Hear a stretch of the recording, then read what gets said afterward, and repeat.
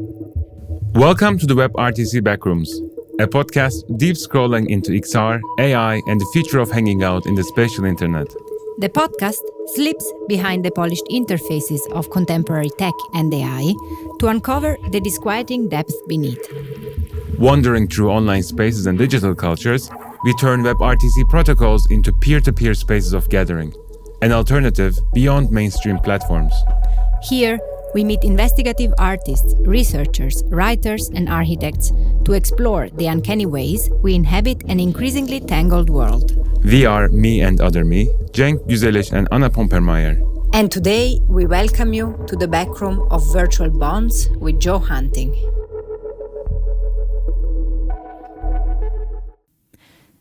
A wedding inside a VR cathedral. A bride and a groom stand at the altar as their avatars, surrounded by friends and family around the world, watching from virtual pews. They exchange vows, and as they say, "I do," a shimmering thread appears connecting their rings in front of a cheering crowd. In another moment, a grieving brother launches a sky lantern into a starry digital night in memory of his lost brother. Elsewhere, Dust Bunny, a virtual dance instructor, rehearses in her VR studio with fellow dancer Toaster. Their relationship began in VRChat long before they met face-to-face. And there is nothing synthetic about the emotions shared in these scenes. They are glimpses into phenomena where virtual spaces become sites of genuine human connection and community building across distances. Today, together with our very special guest Joe Hunting, we are exploring storytelling and social connections in virtual reality, specifically within spaces that, while publicly accessible, are built around small, semi-private, self-made worlds. These environments often echo the ethos of dark forests and cozy web spaces, intimate, ephemeral meeting places, clubs, fantasy landscapes, crafted by communities themselves. Our guest today captures this story through a cinematic lens. Joe Hunting is a documentary filmmaker who has been telling human stories inside VR since 2018. He's best known for We Met in Virtual Reality, a feature-length documentary filmed entirely within VRChat, which premiered at Sundance Film Festival in 2022 and was later picked up by HBO Max. His latest short film, The Reality of Hope, follows a VR friendship that leads to a life-saving organ donation in the real world. The film premiered as part of Sundance 2025 documentary short program. Joe's work highlights VR as a real social space where stories unfold and bonds form, sometimes changing lives both online and offline. We can all, come together. Yeah. Wow, that's wild. So, you began exploring VR worlds already during your studies, if we are not wrong. And we are wondering if you could tell us more a little bit how you discovered VRChat, what inspired you to start making films inside of virtual reality. And since also storytelling in VR is something new, in what ways has working inside of VRChat challenged or inspired you creatively? Yes, I discovered VRChat in 2018 whilst I was doing my film production degree. And I really discovered it through an article that I read about how VRChat was enabling people to form large-scale communities online, and more specifically, how people were coming out and sharing quotes of how VRChat was assisting with their mental health and saving lives and, helping people avoid being a risk to themselves. And I found that so profound in how an immersive reality or how VR could create that impact. I myself grew up playing multiplayer games and found a joy in immersive worlds and gaming environments. And so naturally, I was also really excited about VR on that note as well, just to participate and engage in the technology as a gamer. And VRChat was an avenue to do that for me. Filmmaking came as I read those articles and I started talking to people about what this space means to them. And very quickly, I realized that those articles had such truth to them, and people were forming such profound relationships and communities. And I found there's a harmony then between a love of gaming and an interest in documentary filmmaking and experimental filmmaking as well. And that led me down the path of which I've been on for the past 6 years, of trying to understand what the truth of film would be in that environment. In terms of challenges and inspirations, there's a lot of technical challenges that come with filming inside a social VR platform like VRChat. But a lot of those challenges I overcame through practice and fixing in post as well, making sure the audio and the footage was stable. But it also allowed me to see that as inspiration, as a limiting factor. I think early on I realized that imperfection is part of the truth of this world. To embrace the quirks and the glitches as part of the cinematic truth and as part of the humor of the films. And so that was definitely an inspiration also.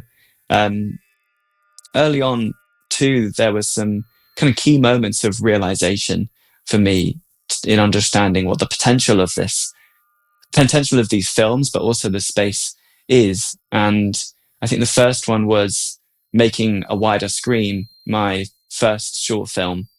I was filming with two people who appeared as Shiba avatars, and they were the first people I met who had full body tracking, and which was amazing to witness, to see someone embody an avatar in such a rich and present way.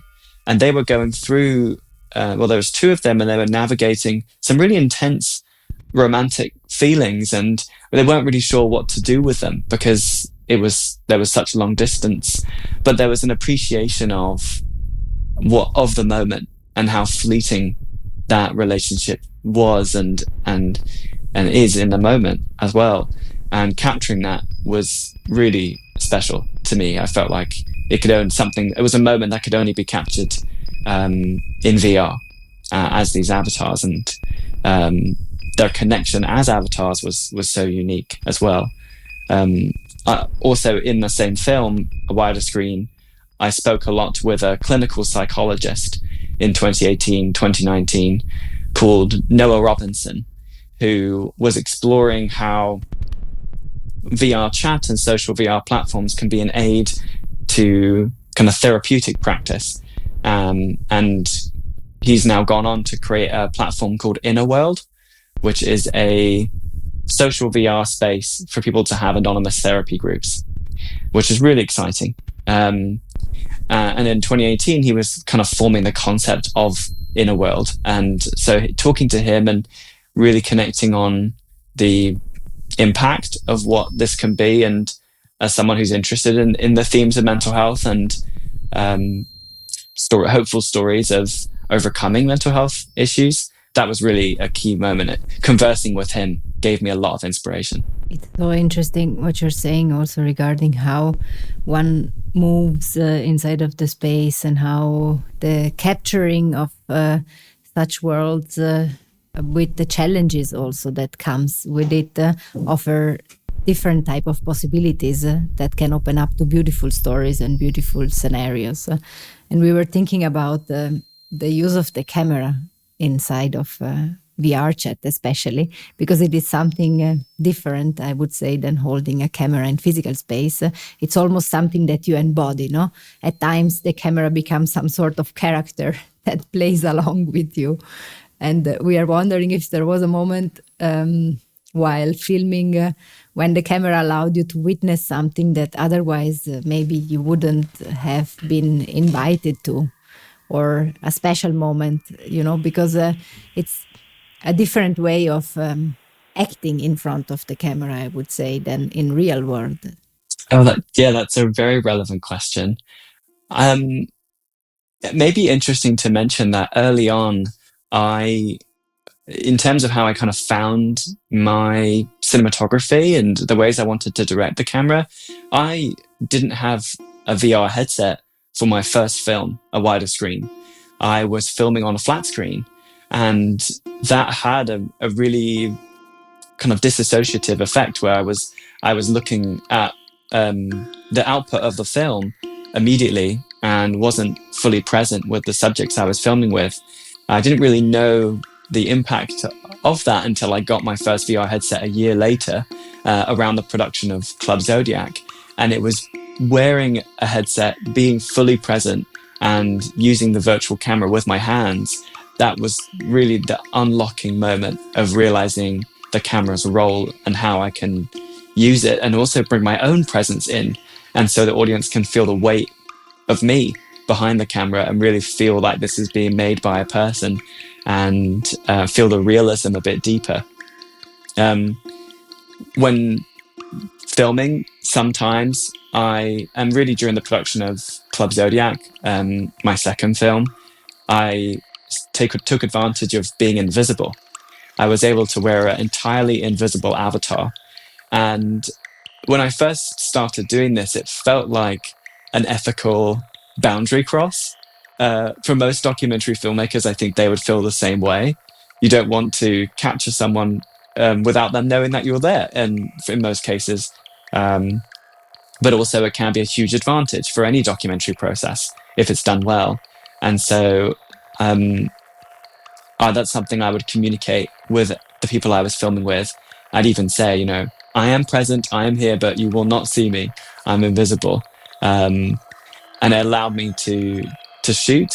But I will say, to answer your question more, I wanted people to forget I was there. I think like any documentarian.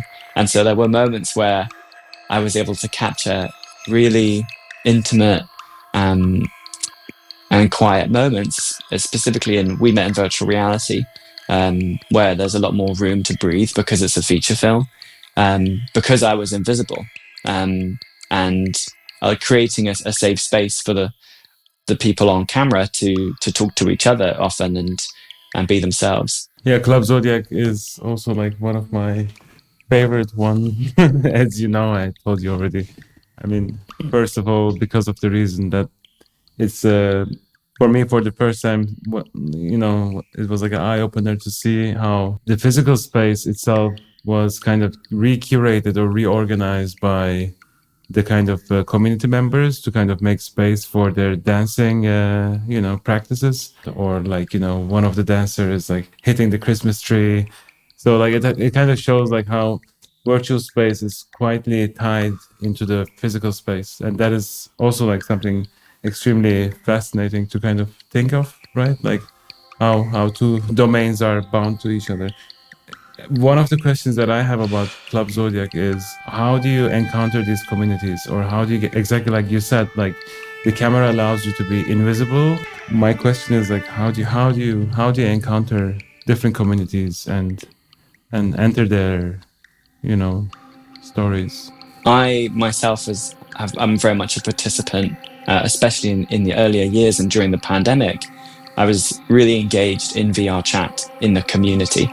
I was making films, but I was also off camera playing games and socializing and going to educational events, classes and cultural exchange groups.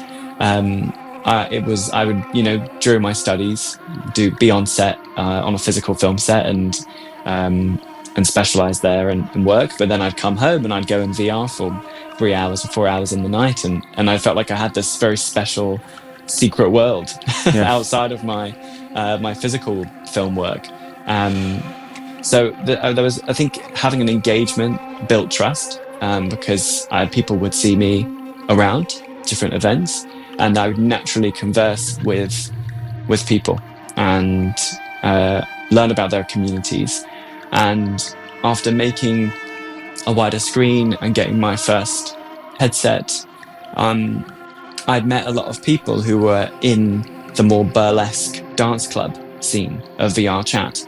And as someone who was kind of newly understanding full body tracking and embodiment as a theme in a film, I was so fascinated by their commitment to dancing, and how they were creating this inclusive, safe space that's really built on empowerment and fitness as well. It's not easy to dance in VR. It's not as easy as it looks, especially pole dancing. And so I wanted to make this film as a way to understand how that works. And I was also skeptical about representation in these spaces. How truly diverse is it, and what voices are emerging within these burlesque clubs? Club Zodiac was a space that I discovered naturally through talking to people, and it was the most open to a filmmaker coming in and examining it. And I became quite good friends with one of the founders of the community who appears in the film, called Virgo for You. And she is such like a motherly figure to so many people in that community, and welcomes everyone who wants to come and dance. Much like, I feel like almost like a stereotypical burlesque mother of a real club would be in a film. So it's quite cinematic. And we started interviewing different dancers, and I was able to really understand the empowerment that the space offered to many women, trans women, and men, and the level of fitness and relief from, or escapism, I guess I should say, from the real world that this club offers to people as well. I still think that there is, especially present day and over my years, there's still almost like an issue around a sexualized avatar representation and like an unconsciousness to it. But I wanted the Club Zodiac to really simply recognize the ways in which it can be really freeing for people. We met in virtual reality. You also filmed entirely inside of VRChat. You managed to capture deeply intimate moments of people's lives, showing emotions, deep emotions, from love to loss to unexpected connections, along also with open vulnerability around mental health and identity struggles. And you've described the film as offering a hyper-real journey into the human experience of an online world that may soon shape the future. And I think that this statement is very interesting and very relevant. So we are wondering if you could tell us a little bit more about We Met in Virtual Reality, and also how this statement is relevant to you. Like, how do you envision the future of social connection and meeting spaces evolving alongside XR? I'm thinking, for example, about the entrance of augmented or mixed reality into everyday life. When first thinking about how to define and describe the experience of watching this work that's shot in VR, especially marketing We Met in Virtual Reality, the best word I could think of was hyperreal. It's about how reality becomes blurred with a simulated environment. And I really wanted the audience to go on this grounding journey when watching We Met in Virtual Reality, where the opening of the film is very much like a video game, and it feels like you're in this chaotic, absurd world and are struggling to make sense of it, and it really feels like you're in a simulated environment. But the end of the film, I want people to forget almost that they're in VR and they're watching this film that's shot in a VR space, and they just connect with the realism that exists in that space. And so, yeah, hyper-real journey felt like the most appropriate term to use. I think that's emphasized in the ending of the film, where we have this really quiet, intimate moment with Jenny, the ASL teacher, who we follow in the documentary, just laying on the beach and listening to the waves. But those waves, the sound is non-diegetic. The sound was added in post, and the ambience is all, simulated. And she looks up at the clouds and states how they're painted and they're not real. And for me, that was the moment of hyper-reality, almost, of being in such a real moment, but everything is is simulated, including the film itself that we're watching. I think hyperreality is still a very relevant term today, especially how mixed reality, and even in the ways in which we're doing this podcast, is affecting how we approach VR in the future and XR. A lot of my thinking when it comes to the future of this medium is in a filmic term. I think that there's a bright future in terms of film production and virtual production. Though I'm really curious, and I don't really know the future in terms of social XR and the ways in which things will become more blurred, perhaps.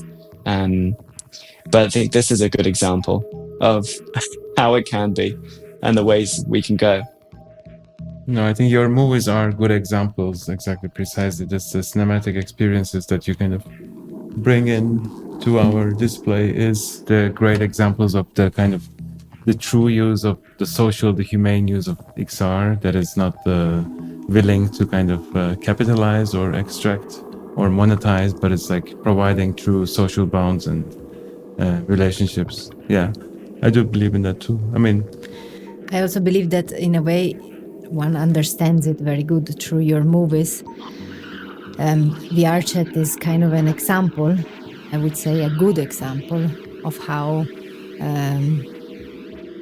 spatial meetings that are digital but also physical at the same time can happen without being, as Cenk already mentioned, a part of the extractivism of platforms, although of course VRChat is a platform, but it still allows a kind of, I would say, more bottom-up way of creating a community and running a community and being yourself. And I really like the way how you use hyper reality. It's almost like a counter-provocative notion, because still majority of the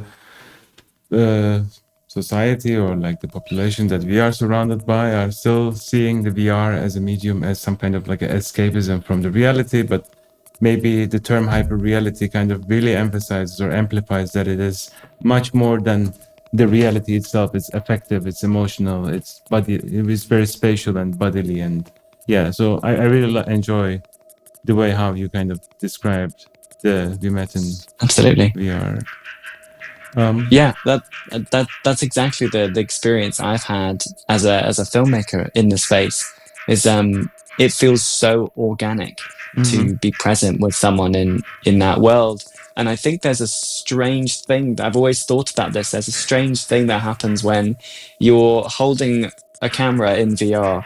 And sometimes I would be so focused on the monitor to make sure that I was pulling focus at the right time, or panning the camera properly, that I would look over my monitor and just think I'm in reality, because I'm so focused on that. If you know what, I'm focused on that reality. Yeah, exactly. And so when you look over your monitor and you see a grasshopper staring at you, you think, there's a strange element of hyperreality in those moments for me personally. To raise how We Met in Virtual Reality emerged, I felt like my short films prior, A Wider Screen, Club Zodiac, and also Virtually Speaking, the series, had been training me for the pandemic that happened in 2020, the COVID-19 pandemic, and entering lockdown. I didn't realize the training that I'd gone through for that moment and how important VR was to that time. It felt like if I was going to make a feature film, which I'd been conceptualizing and had been in my head really since the beginning of making my first short, it would be now, during a really pivotal point in the technology's history, but also in terms of human-centered stories and how the community was flourishing during that time of isolation. So that's really what made me drop my, what I was doing and really fully focus on making a feature film. And then I already knew some of the key subjects that we see in the film. For example, Jenny, the ASL teacher, she was involved in my series, Virtually Speaking, prior, so we already knew each other. But the other protagonists, Dust Bunny, Toaster, Israel Boy and Dragonheart, and others, I met organically through going to different community events and looking for stories and people that I felt could really kind of speak to the gap between people who know lots about VR and have experienced it, and to people who have never experienced it and coming into this film completely fresh. I was really looking for stories that could bridge that gap, and obviously very grateful to the people that appear in the film. But that's a bit more on how the story emerged. For me, it was a very organic process of being really present in the space during the pandemic and wanting to capture a certain truth in that time. Yeah, let's jump into this world. Yeah, but like, being present in that moment or at a certain place, what we met in virtual reality, I think what I was saying is that you take it even a step further, or like you add another dimension to it with your newest film, with the reality of hope, which is, like a kind of a fantastic film to kind of see how virtual life kind of comes back, the virtual relationships or the relationships that people have in VRChat kind of comes back into the real life of people. And this is what you trace in the film, the journey in the physical world, but also in the virtual world, documenting the story that bridges two worlds. That must have presented a lot of challenges and revelations for you as a filmmaker. Could you tell us the journey of the reality of hope? Yes, of course. I discovered IU and Photographotter through my now good friend Max Wilson, or Max Films VR, as he's known in the VRChat community. We met in October of 2023, and and he pitched me to collaborate on a documentary. He's good friends with both of them, and was already wondering about making a documentary following their journey of the kidney transplant. And I said yes immediately, because I felt an excitement to really represent how a friendship made in VR can become a really physical, meaningful friendship in the real world. And I came on to direct the project in October of 2023. At that time, Hayu and Photographos had just been confirmed to be a match for the transplant. And so we started filming right away in VR, periodically interviewing both of them about facing kidney failure in Hayu's case, and how he's been dealing with it and navigating a kidney donor, and introducing Photographotter and how their friendship blossomed in VR and led to this donation that Photographotter was making. And then we met physically, 4 months after that first introduction. So there was only a short amount of time to really contemplate how we were going to transition between realities, from getting to know them in VRChat to being in the hospital in Stockholm, Sweden. And for me, there was a curiosity always in Hayu's dialysis room, which is a really important place in the story as it relates to kidney failure. Representing dialysis treatment was a key component of telling the story.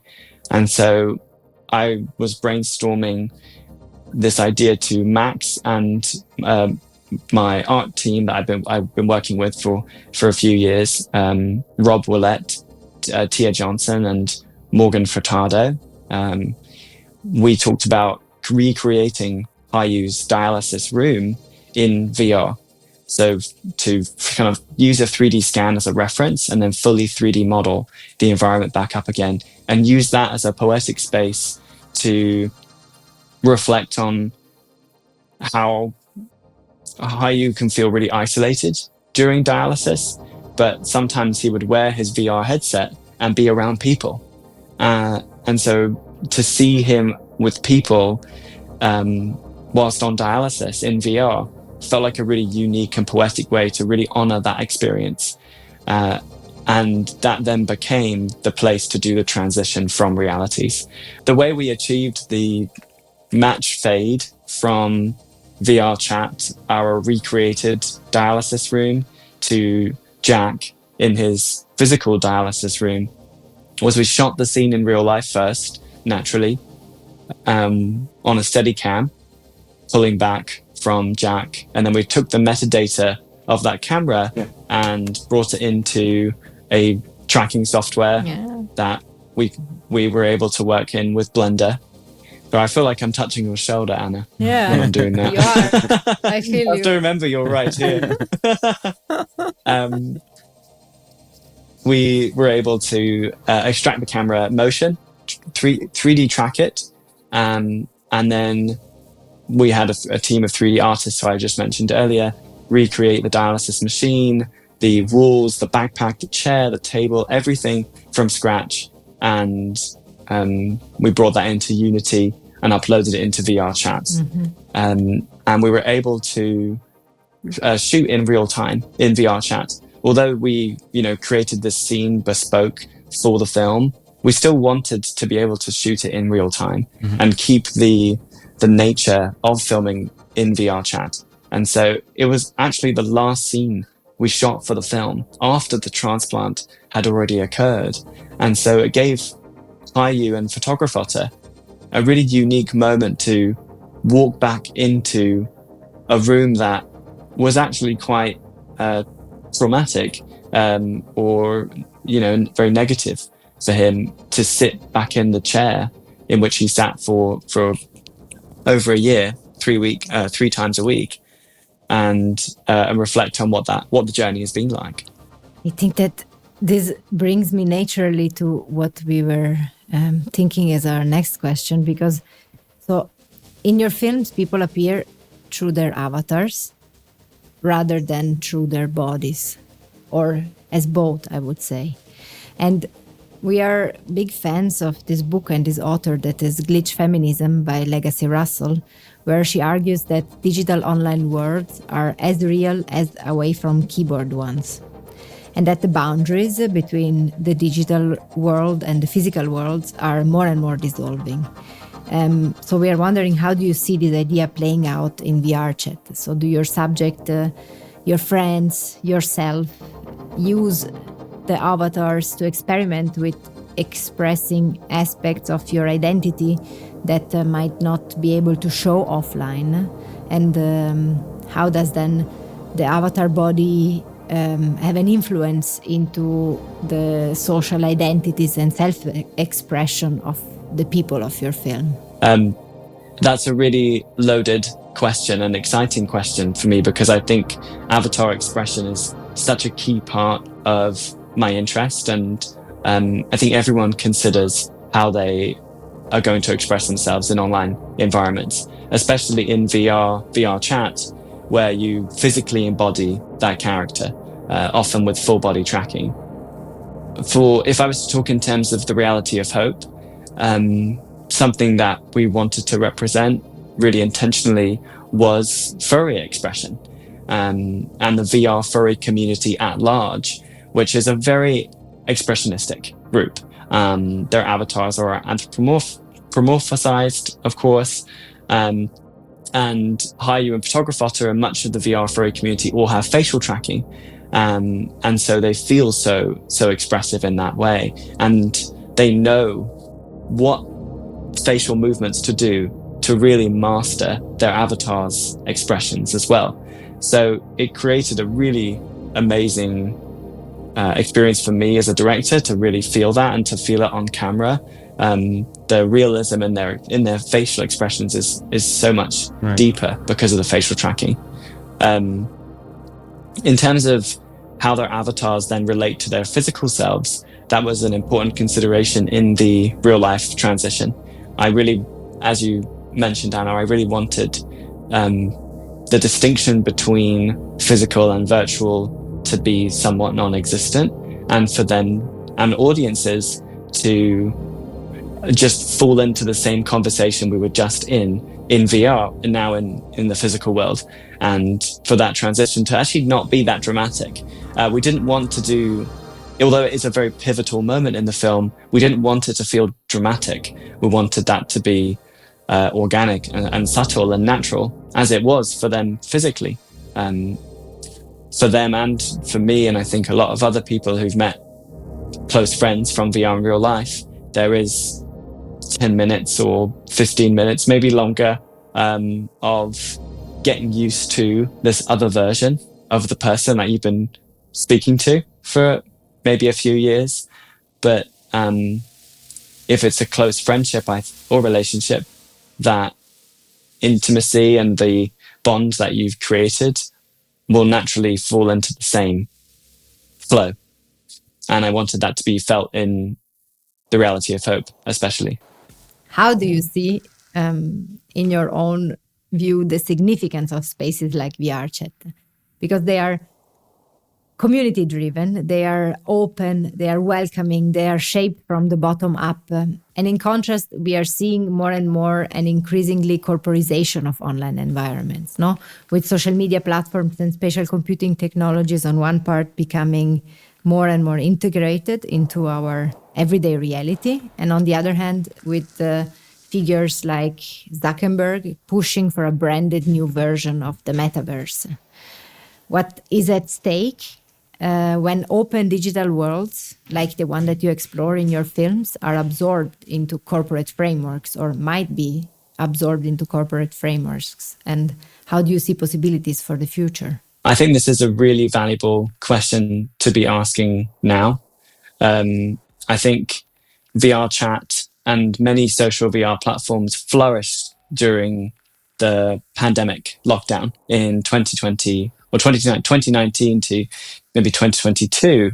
And there was a large increase in visibility and population on the platforms that has since dwindled in returning to a post-pandemic world. But communities, dwindled in a large population and potentially visibility sense, but communities still very much exist in VRChat.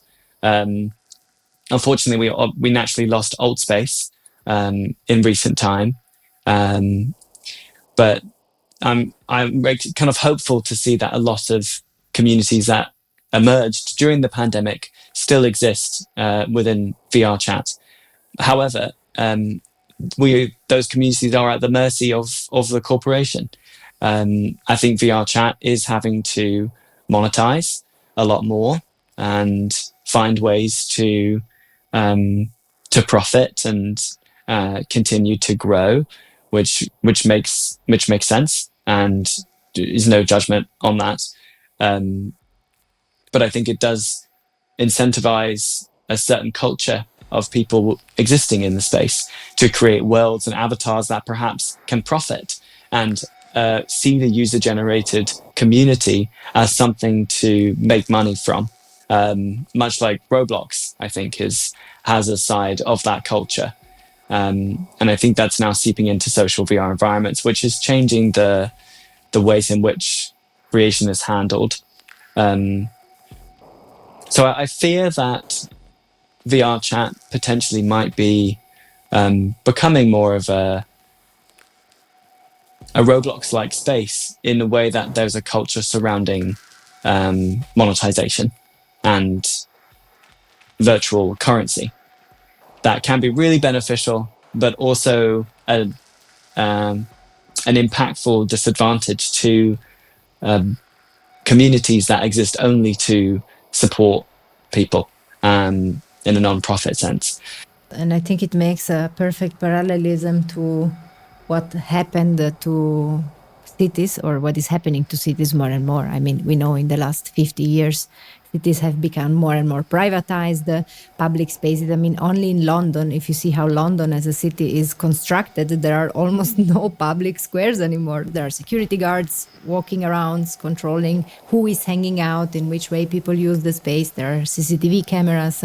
So It's the same process that is applied from the physical space to the digital public space, I would say. And there is a question of how resistance and ownership of the community will happen, how protest maybe even will happen inside of virtual, digital, online spaces, which I think is going to be a fundamental question in the near future. Yeah, I completely agree with that sentiment. And I naturally want to say that I still really value VRChat, and I think there's so much goodness within VRChat. However, it may be losing some of that public space feeling, and is at the mercy of what the corporation wants to do, and that then seeps into the values of the community, which might change and privatize spaces that were once public. So, yeah, I think it's very important to be considering. I think that people will start building their own social VR kind of frameworks and ways to empower other developers to create small experiences of their own. Or potentially experiences that exist in WebXR that are truly accessible. Yeah. I think that other platforms is likely too much of an undertaking for people at the moment with the competitors that exist, like Meta and VRChat.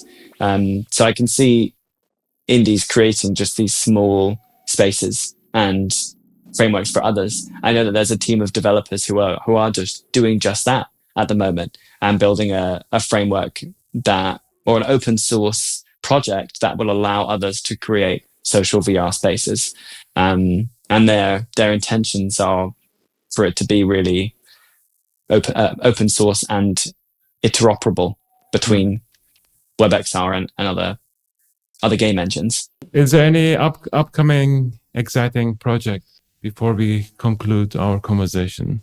I'm working on a new major feature film project.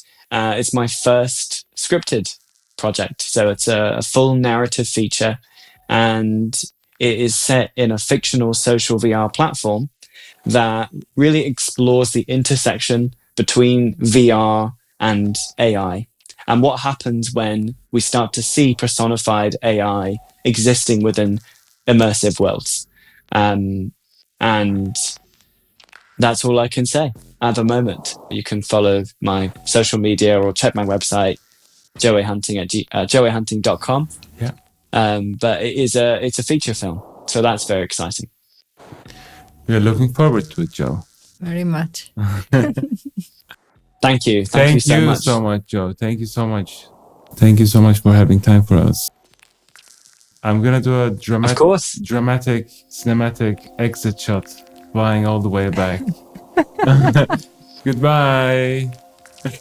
Ciao, Joe. Thank you so much for being with us. Thank you, Joe. Thank you. Bye, everyone. Take care. Talk to you soon again. Bye-bye.